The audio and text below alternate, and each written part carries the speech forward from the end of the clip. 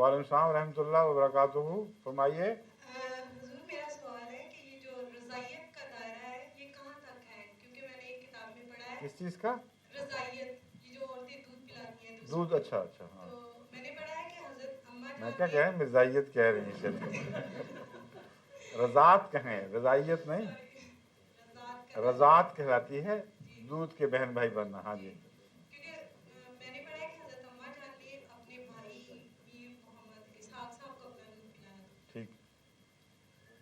फिर मैं पूछना चाहती हूँ इसका दायरा का कहाँ तक है, मतलब कि और बहन भाई को पिला सकती है, बहन बहन को भी पिला सकती है, ये मुराद है आपकी? जी हाँ तो आपको पता ही है, पिलाया तो पिला सकती है ना, फिर तभी पिलाया। वो एक लिहाज से दूध का बेटा भी बन जाता है। जी हाँ, ये तो सवाल तो आपने खुद ही हल किया हुआ है, साथ मिसाल दे के। नहीं हजूर, पूछ क्या रही हैं? जब मतलब गैरन भी किसी को होता है उनको कहते हैं कि अजीब सा लगता है कि बहन भाई को दूध पिलाए। नहीं, कोई अजीब नहीं, कहीं मना नहीं है। जी हजूर, यही पूछना था कि ये ठीक है कि नहीं।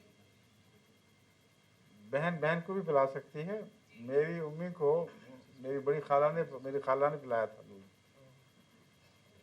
तो ये तो चलता है, कोई ऐसी बात ही कोई नहीं।